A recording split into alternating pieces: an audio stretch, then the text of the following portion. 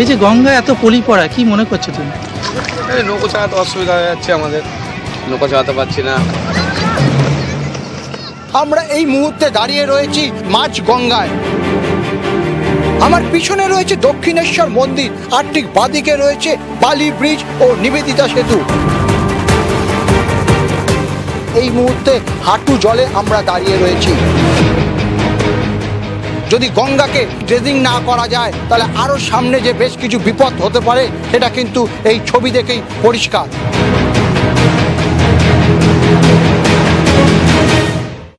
এই ছবিটা আমরা দেখিয়েছিলাম আপনাদেরকে গত বছর এপ্রিল মাসে, আর এখন এবছরের জানুয়ারি। সেই জানুয়ারিতেও দক্ষিণেশ্বরের কি অবস্থা এবং নবদ্বীপের জলের গঙ্গার কি অবস্থা সেই ছবি আপনাদের সামনে তুলে ধরব। কতটা বিপজ্জনক কি বলছেন বিশেষজ্ঞরা আমরা জানবো তাদের কাছ থেকে। আমাদের সঙ্গে রয়েছেন সাহিত্যিক জয়া মিত্র, আপনাকে স্বাগত জানাই নিউজ 18 বাংলায়। আমাদের সঙ্গে রয়েছেন নদী বিশেষজ্ঞ সুজীব কর। নবদ্বীপে গঙ্গা শুকিয়ে কাঠ হয়ে গেছে, মাঠ হয়ে গেছে, এখানেও গঙ্গার চোখে জল। স্থানীয়দের একটাই দাবি, আগের চেহারায় ফিরিয়ে দেওয়া হোক গঙ্গাকে। কিন্তু আমরাই কি দায়ী নই এই অবস্থার জন্য? দেখুন, দেখে মনে হবে যেন মাঠ, কিন্তু এ আসলে গঙ্গা। গঙ্গা শুকিয়ে কাঠ, শুকিয়ে মাঠ। এখনো সব চর পরে ডাঙা হয়ে গেছে পুরোটা। আর এখন আমাদের স্নান করতে যায় সে অনেক দূর হেঁটে যেতে হয়, কেউ সাইকেল নিয়ে যায়, কেউ হেঁটে যায়। দক্ষিণেশ্বর ডায়মন্ড হারবারের মতোই গঙ্গা শুকিয়ে গেছে এই নবদ্বীপেও। নবদ্বীপেও গঙ্গা হেঁটেই পার হওয়া যায়। মোষের দল প্রতিদিন হেঁটেই গঙ্গা পার হয়। ঠিক আমার পেছনে যে জলটা দেখা যাচ্ছে, এটাও কিন্তু ভাগীরথী গঙ্গা কিন্তু বয়ে যেত এক সময়। এখন শুকিয়ে কিন্তু পুরোটাই নাব্যতা হারিয়ে চরের রূপ নিয়েছে। এখান দিয়ে কিন্তু মানুষ হেঁটে পারাপার হচ্ছে। এক সময় যেখান দিয়ে গঙ্গা বয়ে যেত, আজ সেখানে চাষের জমি। কেউ বলেন গঙ্গা, কারো মুখে ভাগীরথী। যে নামেই ডাকা হোক, নদী আজ অনেক দূরে। আগে কোথায় চান করতে গঙ্গায়? গঙ্গায় ওই উপরে চান করতাম, ওই খাম্বাটা ওই ছিল না। আর এখন এখন এখন কোথায় চান করো গঙ্গা? এখন এই জায়গায় চান করি। আগে গঙ্গায় জল থাকতো এই সময়? হ্যাঁ। নদীর বুকে চর, নদীর চোখে জল, না আছে গভীরতা, না আছে স্রোত। এই বছর তো 1 মাস আগে শুকিয়ে গেল। গতবার ফাল্গুন মাসে গিয়েছে, এবার মাঘ মাসে চলে গেছে। ভাগীরথী জলস্তর নেমে যাওয়ার প্রভাব কিন্তু জলঙ্গি নদীতেও পড়েছে, যার জন্য উলোরঘাট বা মায়াপুর যাওয়ার যে স্বরূপগঞ্জ থেকে ফেরি পরিষেবা তা কিন্তু অস্থায়ীভাবে বন্ধ করে নিয়ে যাওয়া হয়েছে ভাগীরথীর কূলে। জলঙ্গি থেকে ফেরি পরিষেবা এখন বন্ধ।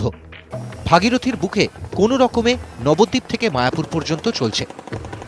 মানে ভিতর দিকে ছিল ঘাট, সেই ঘাটটাই নদীতে চলে এসছে গঙ্গায় আর কি।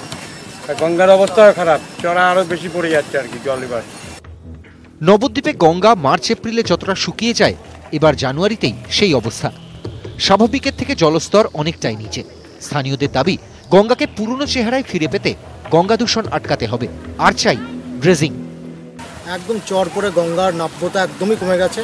নাব্যতা বলতে কিচ্ছু নেই, যাতে এটা পুনরায় নাব্যতা খনন করে আবার পুনরায় গঙ্গার প্রকৃত রূপে ফিরে আসুক, আমরা এটাই চাই। নদী বিশেষজ্ঞদের মতে, গঙ্গার জল শুকিয়ে গেলে এই নদী পারের বিভিন্ন শহরে চাষের জন্য জল এবং পানীয় জলের সংকট হতে পারে। জীববৈচিত্র্যে বড়সড় প্রভাব পড়তে পারে। পলি জমে গঙ্গার গভীরতা কমায় নদী পরিবহন ধাক্কা খাচ্ছে। 2016 সালে গঙ্গায় জল সংকটের কারণে 3 বার এনটিপিসির ফারাক্কা তাপবিদ্যুৎ কেন্দ্রের 6টি ইউনিট বন্ধ হয়ে যায়। আবির ঘোষাল ও রঞ্জিত সরকার, নিউজ 18 বাংলা। দিদি, আমি ব্যক্তিগত অভিজ্ঞতা দিয়ে বলতে পারি যে আমার বাড়ি ছিল বহরমপুরে, গঙ্গার একদম ধারে। আমরা কিন্তু ছোটবেলা থেকে দেখেছি গঙ্গার জলস্রোত অব্যাহত। এখন এই সময়ে এসে এই ছবি কেন দেখতে হচ্ছে? একটা নদী প্রথম বিশেষত্ব হলো যে সেটা বহমান জলধারা। নদীতে যদি জল প্রবহমান না থাকে তাহলে সেটা আর কিছুতেই নদী থাকে না। তাকে ড্রেজিং করা হোক, তাকে পাউডার মাখানো হোক, তার পার বাঁধিয়ে দেওয়া হোক, কিছুতেই সে নদী হবে না। নদী জলস্রোতটা আসে কোথা থেকে? সমস্তটা তো বরফ গলা জল আসে না। দুপাশে যতদূর নদী চলে সে যেমন ভিত খনন করতে করতে যায়, সেরকম দুপাশের ভূগর্ভের জল চুঁয়ে চুঁয়ে নদীতে নামে, যেটাকে বেস ফ্লো বলে। এই বেস ফ্লোটা আসতে পারে যদি ভূগর্ভে জল থাকে কাছাকাছির মধ্যে। যে পরিমাণ কনস্ট্রাকশন হয়েছে গঙ্গার দুপার জুড়ে, আর দূরে একটু দূরে দূরে ক্ষেতের থেকে যে পরিমাণে পাম্পে জল তোলা হচ্ছে, মাটির তলার জলের লেভেল হু হু করে নেমে যাচ্ছে। মানে ক্ষেতের তো জল প্রয়োজন, যেটা বলা হচ্ছে যে গঙ্গার যদি এই অবস্থা হয় তাহলে চাষের সংকট দেখা দেবে, কারণ চাষে জল পাওয়া যাবে না। তাহলে কি অতিরিক্ত জল টানা হয়েছে? অবশ্যই, কেননা ৬,০০০ বছর ধরে যে নদীর পাড়ে চিরকাল চাষবাস হয়েছে, ভারতবর্ষের চাষবাসের ইতিহাস অন্তত ৬ থেকে ৭ বছরের পুরনো, এটা ভারতীয় ইতিহাস পরিষদ বলছেন। তো যদি সেই চাষবাস হয়ে থাকতে পারে, হঠাৎ ৫০ বছরের মধ্যে নদীর এই অবস্থা কেন হচ্ছে? তার মানে সমস্যাটা শুধুমাত্র আজকে জল শুকিয়ে যাচ্ছে বলে আজকের তো নয়, এটা তো গত ৪০ বছর ধরে একটু একটু করে সমস্যা তৈরি হয়েছে। এবং আজকে এই পরিণতি, এবং আমরা সেইভাবে বোধহয় ধ্যান দিইনি না।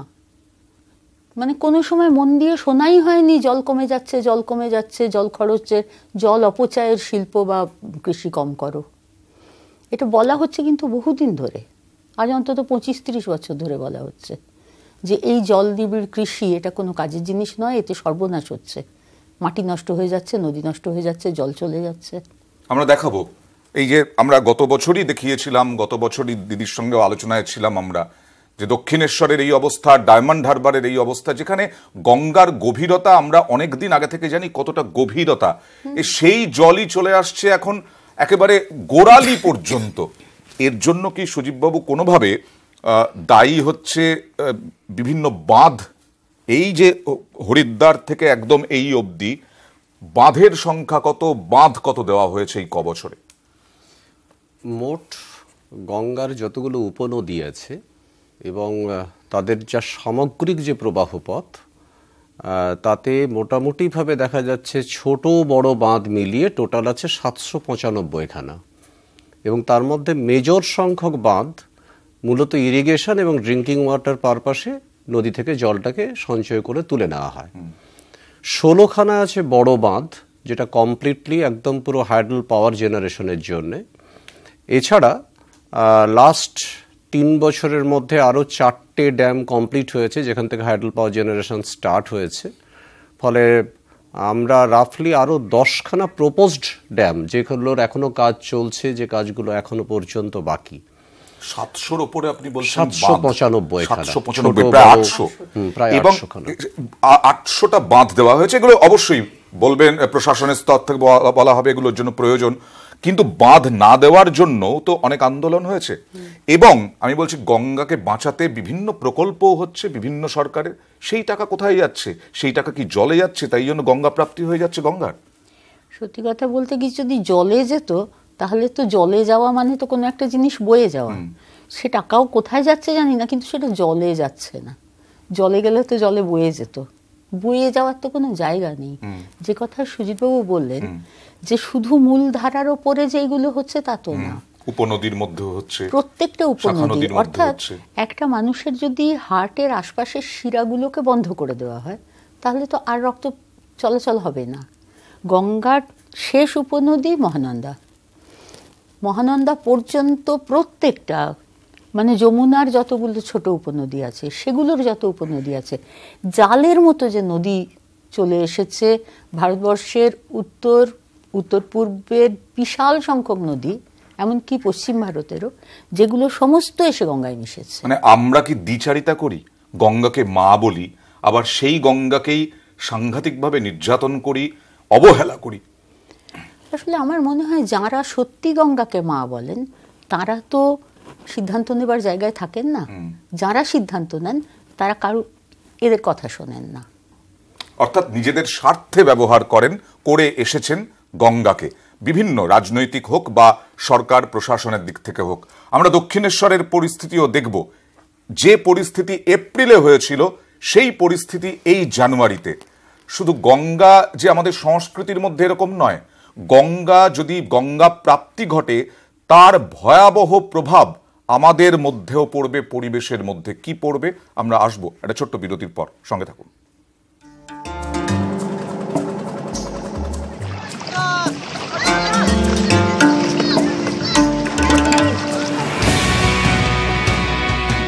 যে গঙ্গায় এত পলি পড়া, কি মনে করছো তুমি? এই নৌকো চালাতে অসুবিধা হয়ে যাচ্ছে আমাদের, নৌকো চালাতে পারছি না। আমরা এই মুহূর্তে দাঁড়িয়ে রয়েছি মাঝ গঙ্গায়। আমার পিছনে রয়েছে দক্ষিণেশ্বর মন্দির, আর ঠিক বাদিকে রয়েছে বালি ব্রিজ ও নিবেদিতা সেতু।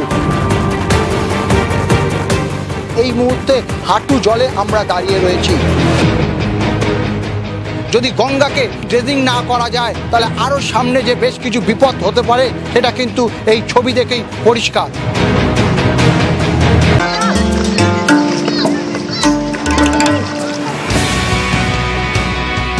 এই যে গঙ্গায় এত পলি পড়া, কি মনে করছো তুমি?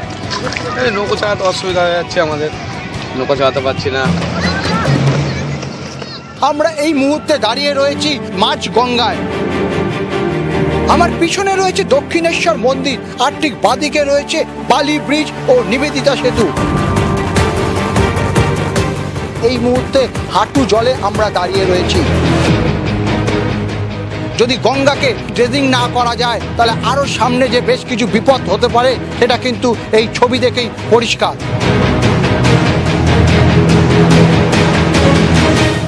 এই ছবি দেখিয়েছিলাম গত বছর এপ্রিলে, আর এ বছরের জানুয়ারিতেই কি অবস্থা দক্ষিণেশ্বরে দেখুন।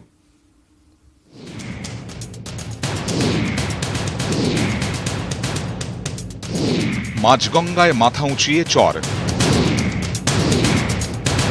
সহজেই হেঁটে চলে যাওয়া যাচ্ছে মাঝগঙ্গায়। এ ছবি দক্ষিণেশ্বরের। মন্দিরের পাশেই বালি ব্রিজ, ব্রিজ লাগোয়া নিবেদিতা সেতু, সেতুর নিচ থেকে মাঝগঙ্গা পর্যন্ত চর। দক্ষিণেশ্বরের পাশে বিএসএফ এর জেটি পেরিয়ে যা আরো 4 থেকে 5 কিলোমিটার পর্যন্ত বিস্তৃত। অবস্থা এমনই যে দক্ষিণেশ্বর থেকে বালি উত্তরপাড়া যেতে বালি ব্রিজ ব্যবহার না করে গঙ্গার উপর দিয়ে হেঁটে চলে যাওয়া যাবে। বড় জোর গোড়ালিতে একটু কাদা লাগতে পারে আর হাঁটু ছুঁতে পারে জল। ভারত বাংলাদেশের মধ্যে জলবন্টন চুক্তি, একই সঙ্গে উপরের অববাহিকায় যেভাবে বাঁধ দেওয়া হয়েছে এবং ক্রমশ ভাগীরথী এবং হুগলি নদীতে যেভাবে পলির স্তর বাড়তে শুরু করেছে, তাতে জানুয়ারি মাসেই গঙ্গার জলস্তর ভীষণ পরিমাণে কমতে শুরু করে দিয়েছে। এই অবস্থায় জানুয়ারিতেই হুহু করে নামছে গঙ্গার জলস্তর। এই সময় জলস্তর থাকার কথা 5.5 মিটার, এখন গড় জলস্তর থাকছে 4.2 মিটারের নিচে, কোথাও কোথাও তা নেমে যাচ্ছে 2 মিটারের নিচে। জলস্তর নামার কারণেই গত কয়েকদিন ধরে মাঝগঙ্গায় আটকে যাচ্ছে ভেসেল, ব্যাহত হচ্ছে ফেরি সার্ভিস। নিউজ 18 বাংলার ক্যামেরায় ধরা পড়ল তেমনই ছবি। দক্ষিণেশ্বর এই যে ভেসেল, সেই ভেসেল আটকে গিয়েছে।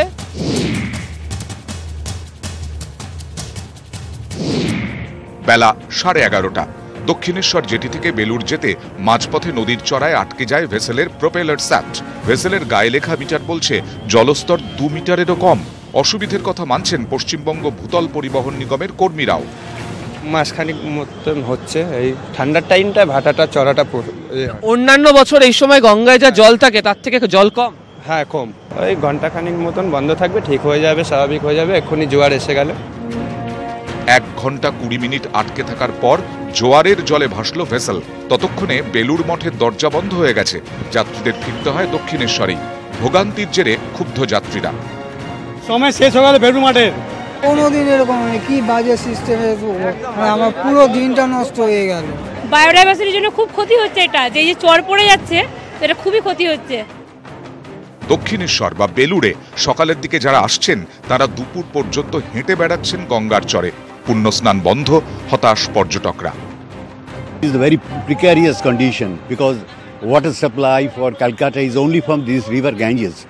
So if there is no water, whole Calcutta city will be dry up. Water in the Ganga is very polluted, very much polluted. 1997 সালে ভারত ও বাংলাদেশের মধ্যে জলবন্টন চুক্তি হয়। চুক্তি অনুযায়ী 1 জানুয়ারি থেকে 31 মে পর্যন্ত গঙ্গার জল যায় বাংলাদেশে। বাকি জলের অংশ ফারাক্কা ব্যারাজ ফিডার ক্যানাল হয়ে জঙ্গিপুরে ভাগীরথীতে মেশে। সেখান থেকে নবদ্বীপ হয়ে হুগলি নদী চলে আসে কলকাতায়। একাধিক জায়গায় পলি জমে যাওয়া থেকে বৃষ্টির পরিমাণ কম হওয়া, একাধিক কারণে বেহাল শহরের লাইফলাইন। পুণ্যতোয়া গঙ্গা এখন নিজেই ধুঁকছে অস্তিত্ব সংকটে। ক্যামেরায় শুভব্রত কুণ্ডুর সঙ্গে আবির ঘোষাল, নিউজ 18 বাংলা। সুজিতবাবু, যে পরিস্থিতি আমরা দেখলাম জানুয়ারি মাসে, এটা কি অস্বাভাবিক বলছেন আপনি? পর্যটকরা হতাশ হচ্ছেন, স্নান করতে যাওয়া পুণ্যার্থীরা হতাশ হচ্ছেন, অনেকে আনন্দ পাচ্ছেন গঙ্গা দিয়ে হেঁটে চলে যেতে পারছি, কিন্তু আশঙ্কা কি আপনি করছেন? না, আমি বলবো এটাই স্বাভাবিক, কারণ আমরা দীর্ঘদিন ধরে গঙ্গাকে যেভাবে ব্যবহার করে আসছি অন্যায়ভাবে, এবং প্রাকৃতিক একটা জলধারা প্রবাহের ক্ষেত্রে তার যে ধরনের রেস্ট্রিকশন আগে থেকে নেওয়া উচিত ছিল, এবং গঙ্গা যে ধীরে ধীরে নষ্ট হয়ে যাচ্ছে এটা 1997 গেল, তার আগে থেকেই আমরা বুঝতে পেরেছিলাম। ফলে তারপরেও দীর্ঘদিন ধরে গঙ্গার জন্য বাস্তবিক কোনো পরিকল্পনা গ্রহণ করা হয়নি। আমরা শুধুমাত্র গঙ্গাকে একখানা পুণ্যতোয়া গঙ্গা, আমাদের মাতা গঙ্গা ইত্যাদি বলেছি, কিন্তু কোনোদিনও গঙ্গার জলটাকে কি করে বাঁচাতে পারবো, গঙ্গা নদীটা কেন আমাদের কাছে গুরুত্বপূর্ণ, আমার ধারণা এই বিষয়টা এখনো পর্যন্ত মানুষের কাছে অজানা। আজকে ধরুন দিল্লি থেকে শুরু করে কলকাতা এবং এর পার্শ্ববর্তী যে আরো বড় বড় যে শহরগুলো আছে, এই জলটা যদি শুকিয়ে যায় তাহলে শহরগুলোর সবগুলোরই ভারসাম্য নষ্ট হয়ে যাবে, শহরগুলো ধসে পড়বে। এবং কলকাতার মতো শহর যেটা খুব গুরুত্বপূর্ণ, সেটা হচ্ছে এখানকার গঙ্গার জলটাই মাটির তলাকার যে আর্দ্রতা, সেই আর্দ্রতাটাকে ধরে রাখে। অনেক রকমের আশঙ্কা রয়েছে, বারবার করে আমরাও আপনাদের সামনে তুলে ধরার চেষ্টা করছি, কিন্তু যারা দায়িত্বে আছেন তারা কতটা সচেতন সেটা নিয়ে প্রশ্ন। দিদি, একটা বিষয় হচ্ছে ড্রেজিং। এখানে অনেকে বলছেন ড্রেজিং করা উচিত। ড্রেজিং কি সম্ভব গঙ্গায়? এত বড় একটা নদী, তার সঙ্গে আমরা নদীমাতৃক দেশ বলছি, কোথাও কি সেই নদীমাতৃক কথাটা উঠে যেতে বসেছে আমাদের দেশের সামনে থেকে? আসলে দেখুন, ড্রেজিং এর কথাটা বলা হয় প্রায়, এবং ওটা যেন একটা ম্যাজিক, যে বালি তুলে ফেলে দেওয়া হবে। একবার আমাদের একজন বন্ধু নদী বিশেষজ্ঞ, তিনি একটা প্রশ্ন করেছিলেন একেবারে হিসেব দিয়ে দেখিয়ে, যে গঙ্গায় যত চর পড়েছে বা গঙ্গার যত খাত ভর্তি হয়ে গিয়েছে, সেই বালি যদি তুলে ট্রাকে করে নিয়ে এমন কোনো জায়গায় ফেলতে হয় যে ওই বালিটা আর গঙ্গার খাতে পড়বে না, তাহলে কত পরিমাণ ট্রাক লাগবে আর কত পরিমাণ তেল লাগবে সেই ট্রাক চালাতে। ড্রেজিং দিয়ে গঙ্গার মতো প্রকাণ্ড নদীর কি কোনো সমস্যার সমাধান হয়? ওই বালি কোথায় ফেলবে? গঙ্গা যে মাটি নিয়ে আসেন, সেই মাটি দিয়ে গাঙ্গেয় সমভূমিটা তৈরি হয়েছে, এই পরিমাণ মাটি কোথাও ফেলা যাবে? এই সুজিতবাবু বললেন যে এই বড় বড় শহরগুলোর ভারসাম্য নষ্ট হয়ে যাবে। নদীর সমস্যা কি শুধু গঙ্গার, নাকি দেশের অন্যান্য নদীরও? সমস্ত নদীর সমস্যা, ছোট থেকে ছোট, বড় থেকে বড়। সুজিতবাবু আমার থেকেও ভালো জানেন আসলে বিষয়টা হলো প্রতিটা নদীর নেটওয়ার্ক নষ্ট হয়ে গেছে। আসলে বিষয়টা হলো গঙ্গা যে ধরনের স্ট্রাকচারের ওপর দিয়ে প্রবাহিত, এই নদীটার ক্ষেত্রে সমস্যা কম্পারেটিভলি অনেকটা বেশি। আমাদের দক্ষিণ ভারতে যে নদীগুলো প্রবাহিত হচ্ছে তাদের যে গাঠনিক প্রকৃতি ভূমিভাগের, এখানে কিন্তু জল নষ্ট হওয়ার সম্ভাবনা কম্পারেটিভলি কম। তার কারণ হচ্ছে তার একটা ফিক্সড স্ট্রাকচারের মধ্যে দিয়ে যায়, আর গঙ্গা যায় পলিমাটির উপর দিয়ে। আমি এখানে দিদি আপনার কাছে জিজ্ঞেস করবো যে এখানে কি করা উচিত, একটা সমাধান, একটা ইতিবাচক কিছু? দেখুন, যেটা দীর্ঘদিন ধরে সমস্যাটা তৈরি হয়েছে তার তো এক কথায় একটা সমাধান হয় না, কিন্তু তবু আমরা বলবো যে বৃষ্টির জলই তো এই দেশের মাটিকে তৈরি করেছে এবং নদীগুলিকে প্রবাহিত রেখেছে। এইসব নদী তো আর অকারণে তৈরি হয়নি, যে বিপুল বৃষ্টির জল বয়ে গিয়েছে স্বাভাবিক ঢাল ধরে, তাই জন্য নদীগুলো তৈরি হয়েছে। বর্ষাকালে গভীর খাত হয়ে যায়। বৃষ্টির জলকে নদী পর্যন্ত পৌঁছানো এবং মাটির তলা পর্যন্ত পৌঁছানো, এই ব্যবস্থা করতেই হবে। আসলে যেভাবে পুকুর ধ্বংস হয়েছে, যেভাবে চাষের জন্য অতিরিক্ত জল তুলে নেওয়া হয়েছে, ফলে কোনো জল, বৃষ্টির জল মাটি তলায় ঢুকতে পারে না। সারফেস ম্যানেজমেন্টটা ভীষণ দরকার। একদম, যেটা বলা হচ্ছে যে প্রকল্প নেওয়া হচ্ছে সারফেসের ওপরে, সারফেসের নিচে অর্থাৎ মাটির নিচের কোনো পরিকল্পনা নেই, যে পরিকল্পনার কথা দিদি বলছিলেন। অর্থাৎ হচ্ছে, সমস্যা হচ্ছে গত কয়েক বছর ধরে, কিন্তু তার সমাধান আসছে না এখনো পর্যন্ত, এবং সমাধান খোঁজার আমরা চেষ্টা করছি, কিন্তু যারা প্রকল্প বাস্তবায়িত করবেন, যারা সমস্যার সমাধান করবেন, তারাও কি আসলে সমাধান খোঁজার চেষ্টা করছেন সত্যি? যদি করে থাকেন তাহলে এরকম পরিস্থিতি কেন? আবারও কি দেখতে হবে সামনের এপ্রিলে বা সামনের বছর জানুয়ারিতে এই অবস্থা গঙ্গার? অনেক ধন্যবাদ আপনাদেরকে। একটা উপায় আছে, সেটা হচ্ছে এইসব ভাবনা চিন্তা বন্ধ করে যা হচ্ছে সেটাই হোক, আমরা সেটা মেনে নিই। গঙ্গা শুকিয়ে যাক, ওখানে একটা বড় রাস্তা তৈরি হবে, তার উপর দিয়ে আরো কয়েক লক্ষ গাড়ি যাবে। আপনি নিশ্চয়ই শ্লেষাত্মক বললেন, কিন্তু এটাতে আরো ভয়ঙ্কর অবস্থা হবে, এবং যেটা হবে সেটা হচ্ছে আমাদের শহর ধ্বংস হয়ে যেতে পারে। অনেক ধন্যবাদ আপনাদেরকে আমাদের সঙ্গে এই আলোচনায় যোগ দেওয়ার জন্য। শেষ করছি সাদা কথা কালো কথা। একটু পরেই দেখুন নিউজ রুম লাইভ, সঙ্গে থাকুন দিনভর।